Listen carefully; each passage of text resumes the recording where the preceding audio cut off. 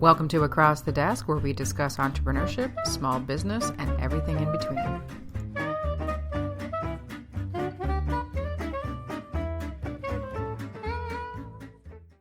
Hey, it's Elizabeth Plouffe, and welcome to Across the Desk. Today is an episode on Ballsy. Ballsy is a women in business group that I run every month. We have terrific breakfasts, and we also partner with Women in Tech through Silicon Halton so that we can deep dive into some technology issues. And today we kind of focused on, of course, it's September, right? So the default is to go into learning and things like that.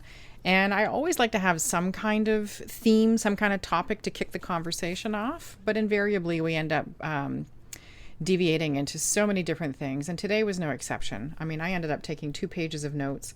And we were a small group today, but man, did we cover so much stuff. It was awesome. So some of the things that came up was when you take on a project for your organization, typically you sort of review the project and you create a scope, and invariably, something's going to go sideways, and you can't always predict, if there's, especially if you're, I guess it depends on what industry you're in, but you can't predict certain uncertainties. And one of our members ended up scoping a project, and it was only supposed to take a couple of months, and it turned into 6 months, and it created a significant amount of stress on her team. And so what we dove into a bit was, what were the silver linings around that experience? Because I think if you are in a situation, it's very easy to go to the negative space and only look at the impact it's had on your organization and perhaps the bottom line of the project and what have you. And one of my thoughts was, if you have a situation where you're working on a team project, and is it an opportunity to potentially identify any cracks within the team? Maybe there are things that you haven't reflected on for a little while that this brings to the surface. And there ended up being some consequences from this project on the person who had it happen. And I said, okay, so what lessons did you end up learning from that? And not in a, finger wagging, I told you so kind of way, but I was really intrigued that if you're in that situation, it could be a real learning opportunity. And she was very generous and shared that she discovered, she needs to communicate more with her team and check in with them more, because she and I share a similar characteristic that, if I'm not yelling at you, you're doing a good job. And we forget that sometimes people need those moments of encouragement and those moments of feedback where, their contribution to the success of the project is recognized beyond what you're typically going to do. And that was a really strong lesson for her, which was fantastic. And it got me thinking as well, if you're in a situation where you're working on a project and it has a negative impact on your team, and you have to rebuild your team, that's an opportunity to make some significant changes within your organization potentially, rather than jumping right in to hiring and rebuilding that team. Maybe it's an opportunity to go, okay, maybe I need to look more closely at what kind of characteristics I want in an employee. Maybe I need to look at, building future opportunity into this hiring, where if I get somebody, of a lower skill set, that then I can start promoting other people. There's a lot of things that you need to look at. What are you building in your organization? What are you working towards when you're hiring somebody? And maybe not just looking at the role, but looking at that role within your organization and the potential for different opportunities from that. And so we then sort of diverged into some other things. And one of the things, we're women, so not to go there, but sometimes we devolve into chick talk, for lack of better language. And what we ended up actually talking about was hair. And it's a weird thing to talk about, but I don't know. Sometimes I record videos for this, especially when I'm doing my my book reviews. I haven't in a little while, but I will soon. And so what you need to know to make this make sense is that I'm like 75% gray and white and all those kinds of wonderful colors, and started going gray very young, and dealt with it and colored my hair and did all this stuff. And I promise you there's a point to this. And we started talking about the impact that has, and at what point do you do something about it or you not do something about it. And for a long time I dyed my hair, And part of that was I wasn't really ready in my 30s to, have a whole whack of gray showing. I just, societal thing, whatever. I don't usually bend to pressure all that much, but for that one, I did. And then a few years ago, I decided to grow out the color, and I decided to actually see how much gray was there and what existed of my natural color and whatever. And turns out, actually, a vitamin B12 deficiency can create gray hair, which I now have, which I discovered. So, not totally stress related. So I grew out my hair. And this is where it ties back to what we ended up talking about. And I worked with somebody who gray shamed me, who, took a look once all the color had been cut out, and the look of horror on her face. Oh, Elizabeth, you just can't do that. And you need to color your hair. And why would you let yourself look so old and this and that and the other? And so I'm not often influenced by people's opinions, but when you're trying something new and you're taking a chance on bucking the norm, and you get that kind of reaction, I don't know about you, but it can potentially influence my next actions. And it did. And so I thought, oh, okay, well, maybe I've made a mistake, and I'm going to go back to that whole dyeing my whole head thing. And I did that for a while. And what I found fascinating, like I've ended up going through a couple of more periods of letting the color, go out and just being all gray and whatever. And so I started to do some research. Again, I promise you there's a point to this. And it was what made gray hair look great on some women and what made it look like shit on other women. And what was the deciding factor was the amount of care that the woman took care of her hair, which, sorry, that was a little awkward there, but it was the women who had sort of given up and had gone to either growing it out really long and not doing anything to it at all. And personal choice. I'm not judging. You do what's comfortable for you. I was just trying to make decisions for myself. So this was the criteria that it used. And, do whatever works for you. Or they went really, really short and just like no style to it, really just sat there like a little pixie cap, whatever. I don't know, that sounded judgy too. And then I saw this woman walking in Mapleview Mall.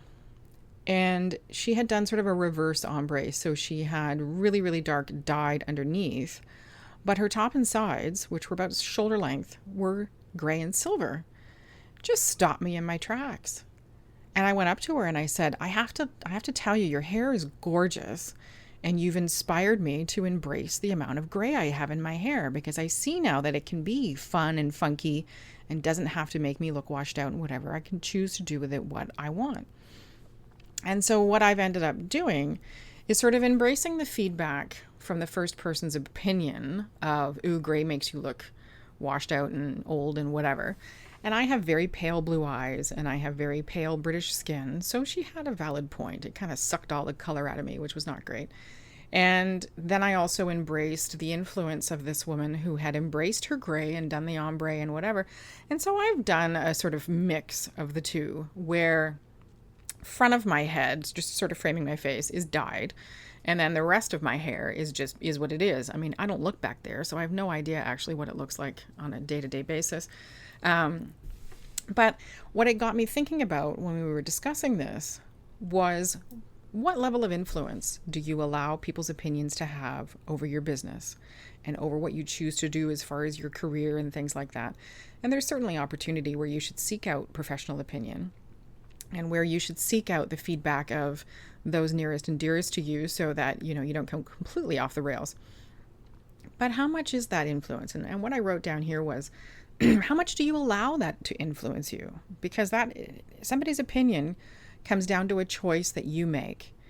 And to me is tied into how much respect you have for that person as well.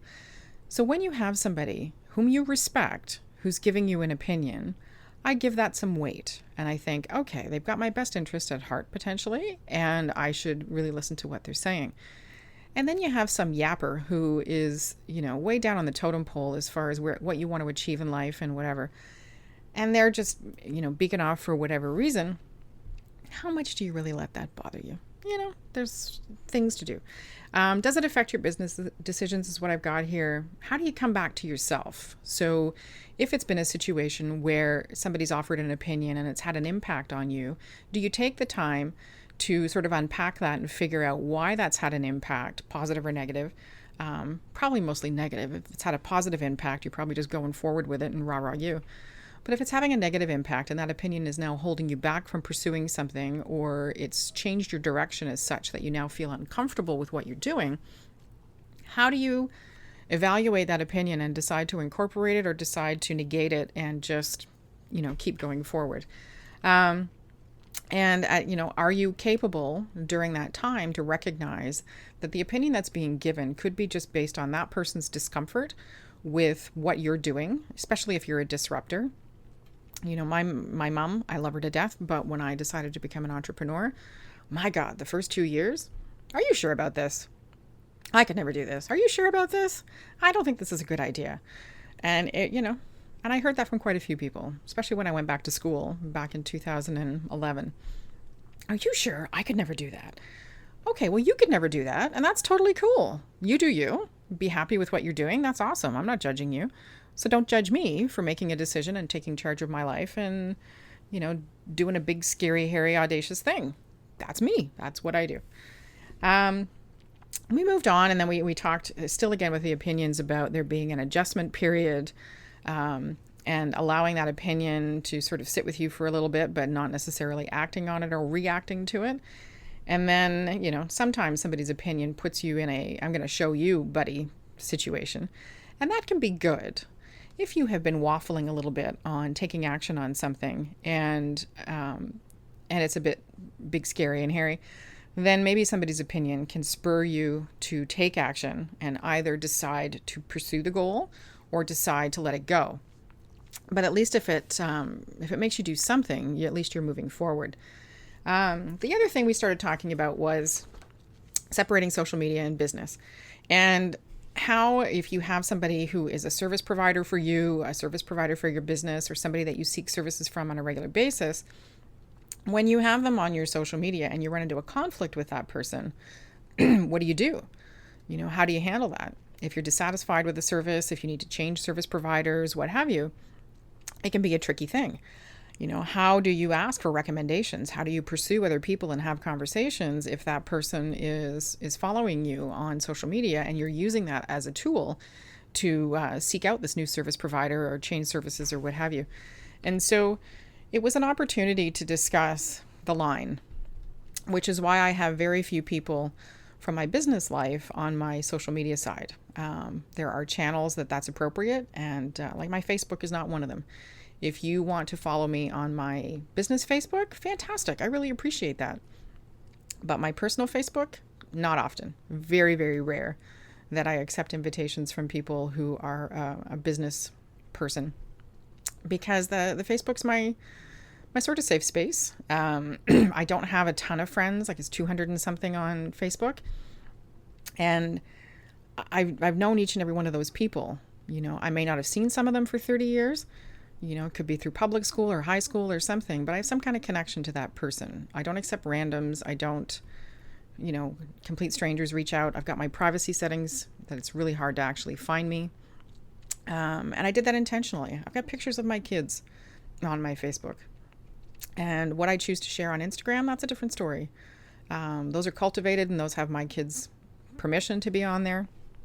But Facebook is a little different. And I let a little more of my personality on Facebook, and, that's not something that all my clients need to see. I have a bit of a potty mouth, different things like that. Nobody needs to see that. So we talked about that and having the conversations with somebody when you need to change service provider. How do you set that up? And Holly Simmons was at the Ballsy this morning, and she made a really interesting point that I found quite fascinating, which is the stories that you tell yourself are usually 100% worse than what the situation is going to be.